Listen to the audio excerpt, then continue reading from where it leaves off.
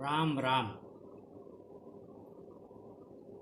सबसे पहले विनम्र आभार आप सभी शुभेच्छुओं का, जिनकी पसंद और प्रेरणा से अपना यह क्रम आज 33वें सोपान को प्राप्त कर रहा है।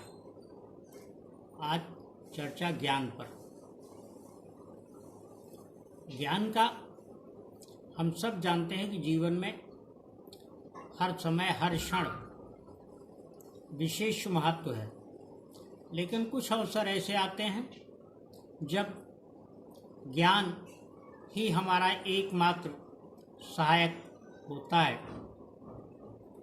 ऐसी स्थिति में ज्ञान की विशेष चर्चा करना आज प्रासंगिक समझता हूँ। मेरी अपनी दृष्टि में ज्ञान वास्तव में वह है जिसमें लोक कल्याण की भावना समाहित हो, सबके हित की भावना संपृक्त हो। यों कोई भी ऐसा ज्ञान हो, हर समय पर एक ही ज्ञान की आवश्यकता या उपयोगिता नहीं होती है। ज्ञान के अपने विविध रूप होते हैं। ज्ञान अलग अलग परिस्थितियों में अलग अलग स्वरूप धारण करता है और उनके अलग अलग रूपों की मान्यता है। लेकिन ज्ञान के बारे में एक सबसे महत्वपूर्ण बात ये कही गई है, और वो ये है कि ज्ञान वह है जो सबका हित करे, सबके लिए कल्याणकारी हो। इसी कारण हमारे शास्त्रों में, हमारे वेद वेदांगों में ज्ञान को सर्वोत्तम दान कहा गया है।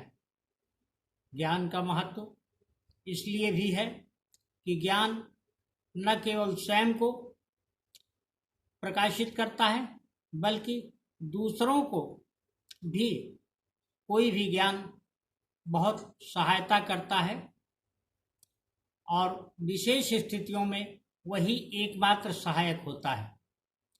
लेकिन ज्ञान की चर्चा करने का अभिप्राय यहाँ यह नहीं, किसी प्रकार का ज्ञान बघारना नहीं।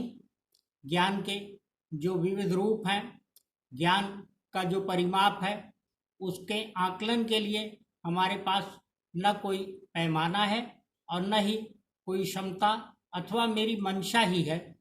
कदाचित अन्य कोई कर न सके, किंतु एक बात अवश्य है, और वह यह है कि सबके ज्ञान का अपना अलग अलग महत्व होता है और सबके लिए ज्ञान की अपनी अलग अलग उपयोगिता होती है।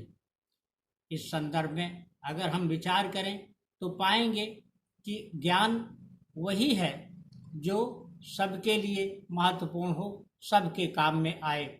इसीलिए हमारे यहाँ मनीषियों ने, तपस्वियों ने बहुत लंबे समय तक शोध अनुसंधान करके जो सिद्धि प्राप्त की, जो साधना का फल प्राप्त किया, उसके आधार पर उन्होंने अपने ज्ञान को दूसरों को बांटने की व्यवस्था की, बांटने की प्रक्रिया शुरू की, और वह परंपरा निरंतर चली आ रही है। आज भी हम लोग एक दूसरे के ज्ञान से, समाज के ज्ञान से, अपने गुरुओं के ज्ञान से और हमारे शास्त्रों में, हमारी पुस्तकों में, पाठ्य पुस्तकों में जो ज्ञान है उससे लाभान्वित होते हैं।